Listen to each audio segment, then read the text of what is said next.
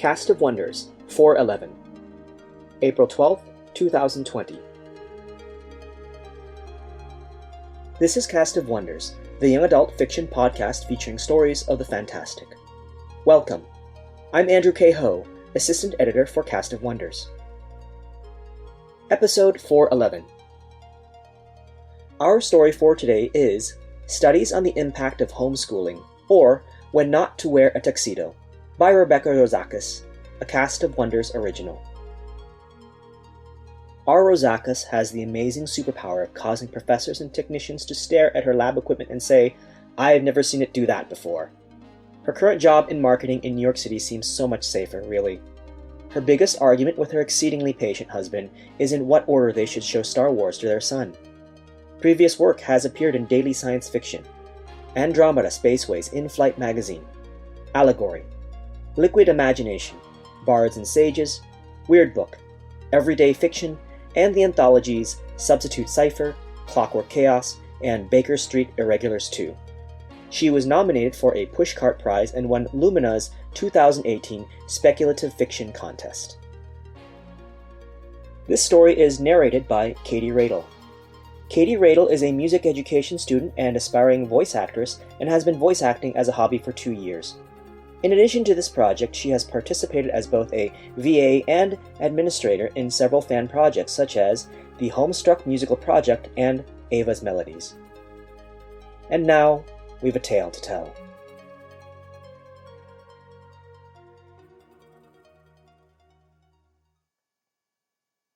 Studies on the Impact of Homeschooling, or When Not to Wear a Tuxedo, by R. Rosakis, narrated by Caitlin Radel. "Daddy, can I use the atom scramblizer?" Hilda kicked her heels against the metal cabinet she was perched on. "No, pumpkin." All she could see of him were his feet sticking out from underneath the giant chassis of the duplicator. "How about the temporal destabilizer?" "No, pumpkin." "Can I at least graft some new wings onto Spuffy?" Her father slid out from under the duplicator, pushing his goggles up onto his forehead.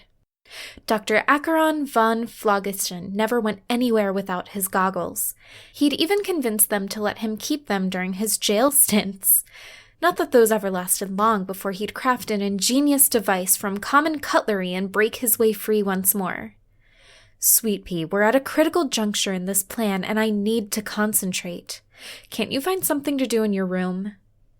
"You won't let me keep any of the good equipment in my room," Hilda said. She pulled her lip back in. 12 was entirely too old and mature to still be playing adorable Moppet. If she wanted her parents to take her seriously, she needed to stop pouting when she didn't get her way. She'd made a list of behaviors to avoid, and pouting was right at the top. "Hildegard, are you bothering your father while he's trying to make the final adjustments to the duplicator?"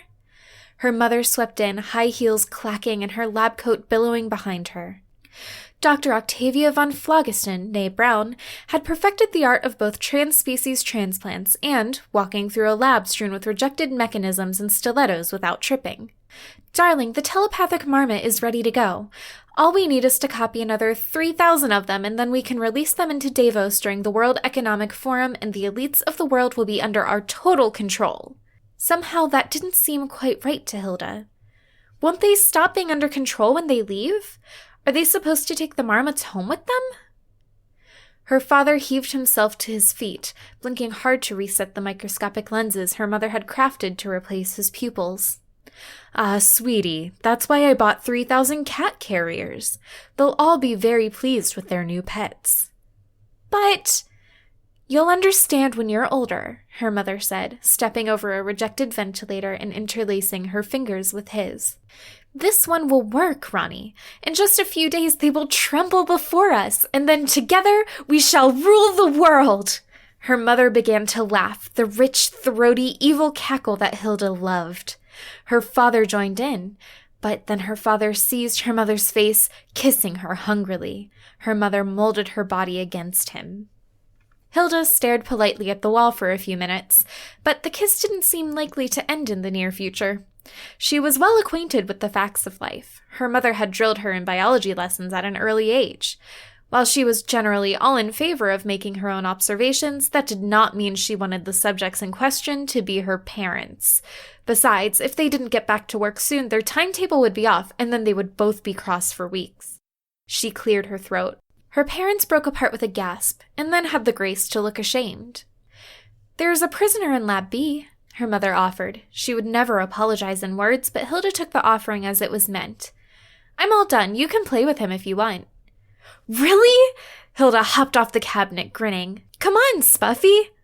She hurried out before they could change their minds. Spuffy trotted behind her, panting, the nails of all 6 legs clicking on the tiles. "Don't forget to take out the trash," her father called after her. She sighed. She was more likely to remember her chores than her parents were.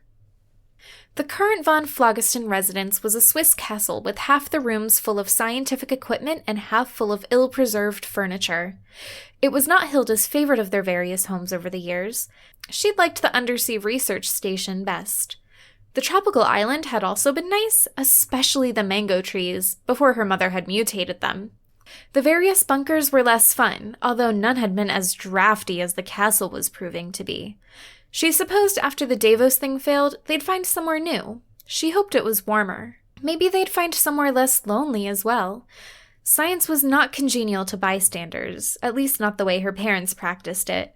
She'd tried to argue once that they should send her to a boarding school so she could acquire proper socialization. She'd spent 2 weeks researching arguments against homeschooling first. Her mother had sat her down for a devastating anthropology lecture on the dominance and display rituals of pubescent children, with slides Hilda could tell had been prepared in advance. She'd also shown Hilda the scar on the bridge of her nose from where bullies had repeatedly broken her glasses in 5th grade. Hilda hadn't asked again. But now she had someone new to talk to, at least until he escaped or was dissected. If she'd been younger, she would have started skipping. Hilda turned on the blowers in Lab B to disperse the sleeping gas and waited for a few minutes. Then she held up a palm to the scanner. The door obediently slid open. The metal examining table was tipped up toward the opposite wall, so she couldn't see its occupant from the doorway. He'd clearly heard her enter, though. "So what'll it be?" The man's voice was cultured, maybe British, like someone out of a movie. "You'll lower me agonizingly into a pitch of molten lava, or perhaps a tank of water full of piranhas?" Hilda slowly walked around the examining table. "Or perhaps your patented mentalizer ray to break my will. Oh, hello. You aren't Dr. von Phlogiston."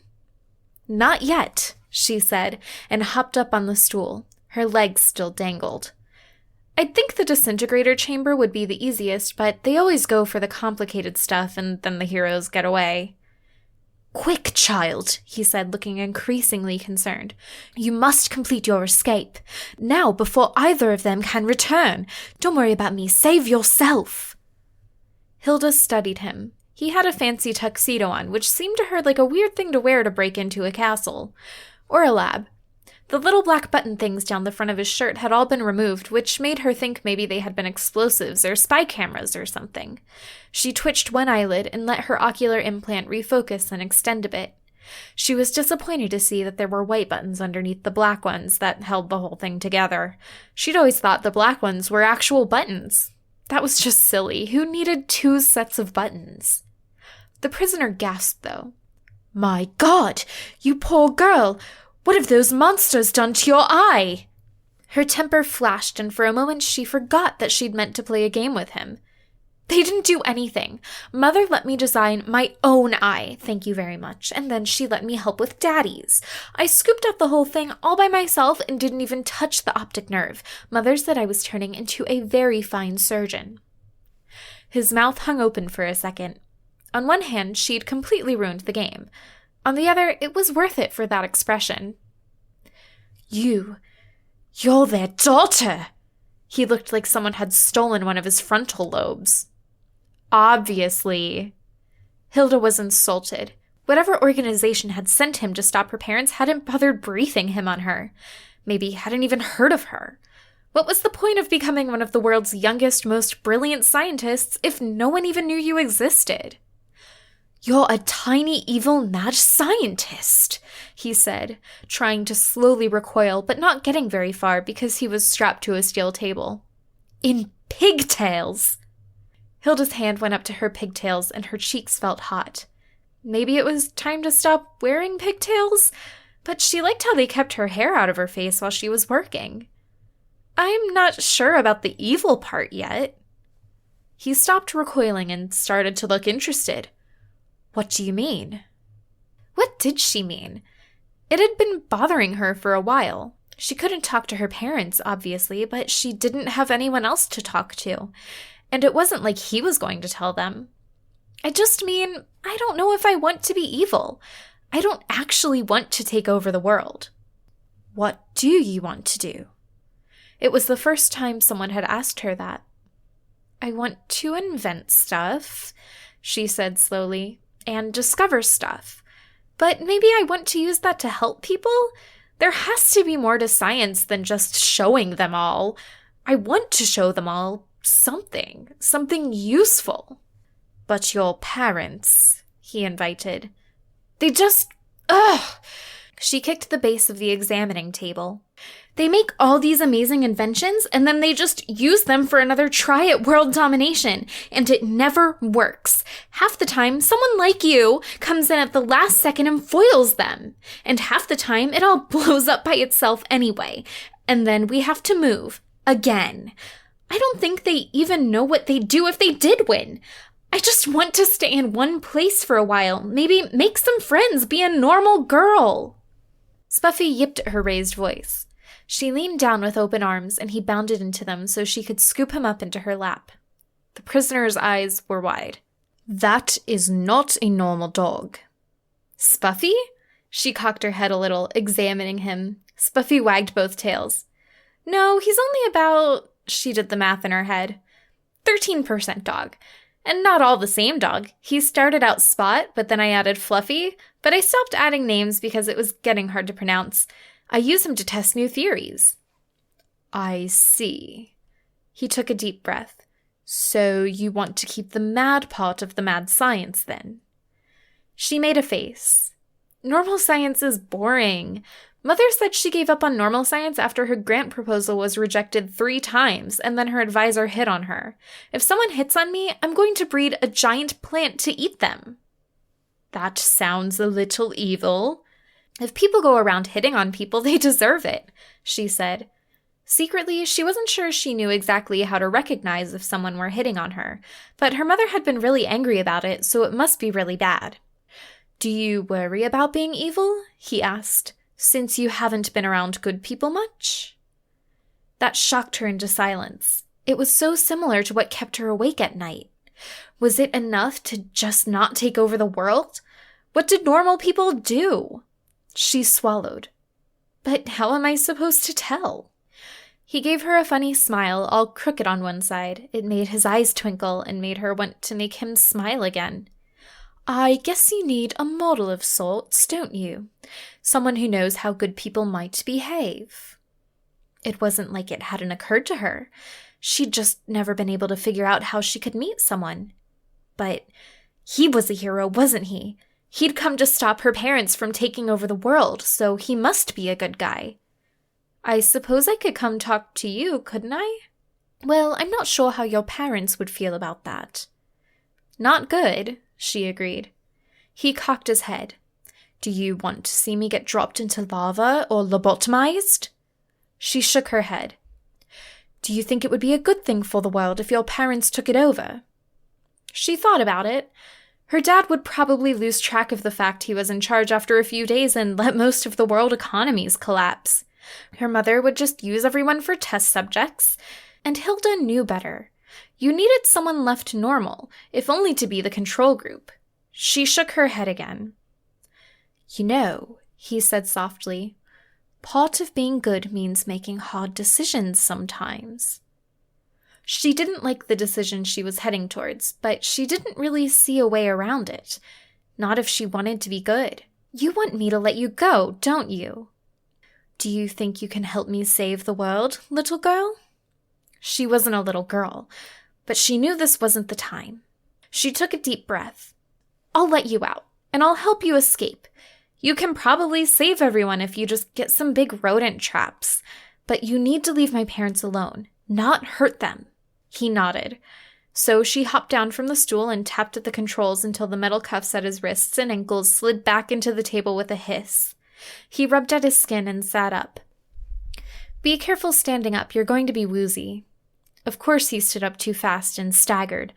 Adults never listen to her. But he kept moving. We need to hurry, he said. Okay, follow me. The more squeaking you hear, the less time we have. She led him out into the hallway. They moved fast. Spuffy clicked along behind them. Fortunately, there was no one in the lower levels of the castle to notice. Finally, they came to the end of a darkened hallway. There were 2 glass doors leading to 2 small circular rooms. This is it, she said. The door on the left is the elevator shaft down to the base of the castle. You should be able to escape into the woods from there. And the right goes up to the command center. He darted past her into the right-hand shaft and slammed the glass door behind him. You promised! You promised to leave them alone! I'm sorry, he said. His voice was muffled behind the glass. But it must be done. I thought you were one of the good guys. Her throat tightened up. I am, he said, but sometimes good guys have to do bad things for the sake of the greater good. She folded her arms. That's horrible. That's life, my dear. Now you'll have to excuse me. He fumbled at the controls. Feeling betrayed, she pushed the intercom button on the wall. What is it, sweetie? Her father's voice echoed. We're kind of busy at the moment. I just wanted to tell you I'm taking the trash out like you asked, she said. Oh, good, her mother chimed in. Which did you choose? Disintegrator chamber. Her mother sighed. We need to work on your panache, darling. Frantic squeaking burst out of the speaker. We'll talk later. Who knew marmots could be so feisty? Wait, what? Disintegrator chamber?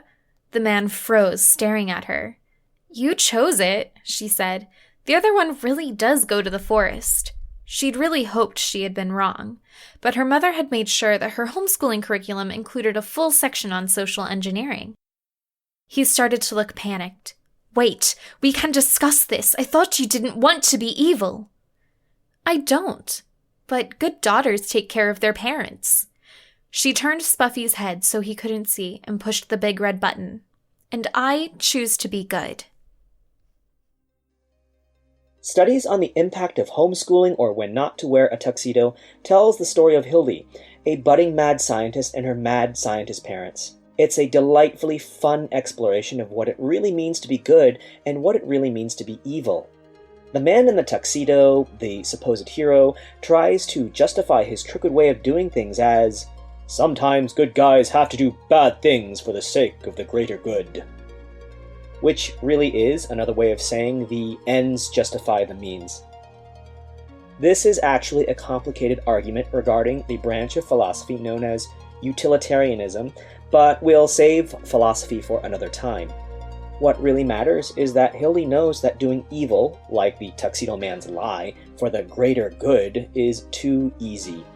In fact, many historical real-life villains have used the same logic to justify doing horrible things. They were only trying to do good in the end. Thus, Hildy rejects the Tuxedo Man's logic and disposes of him in an appropriately mad scientist way. Join us again next week. We love bringing you the best audio fiction week after week, but we can't do it without your support. We'd love to be able to offer our narrators more than token payments and our hardworking associate editors anything at all. Please consider supporting us with a monthly donation through either PayPal or Patreon. You can also review us on Apple Podcasts, request us on Spotify, and consider the stories we publish for award consideration. There are lots of ways you can help. Join the discussion on our Patreon Discord server, the EA Forum, forum.escapeartists.net, or visit on Twitter, @CastOfWonders. Come say hello. Cast of Wonders is a production of Escape Artists Incorporated and is brought to you by Editor, Catherine Inskip, and Assistant Editors, Andrew Cahoe and Carissa Sluss. Associate Editors, Amy Brennan, Alicia Caparasso, William Haidt Minor, Umayyar Hussain, Sean Proctor, Ray O, Susie Rodriguez, and Emma Smales. Audio Producer, Jeremy Carter. Our art director is Alexis Goebel, and our community manager is Danny Daly. Our episodes are released under the Creative Commons Attribution, Non-Commercial, No Derivatives 4.0 International License. That means you can download or listen to the episode on any device you like, but you can't change it or sell it. Our theme music, Appeal to Heavens, is by Alexei Nov and available from Promo DJ or his Facebook page. Thank you for listening.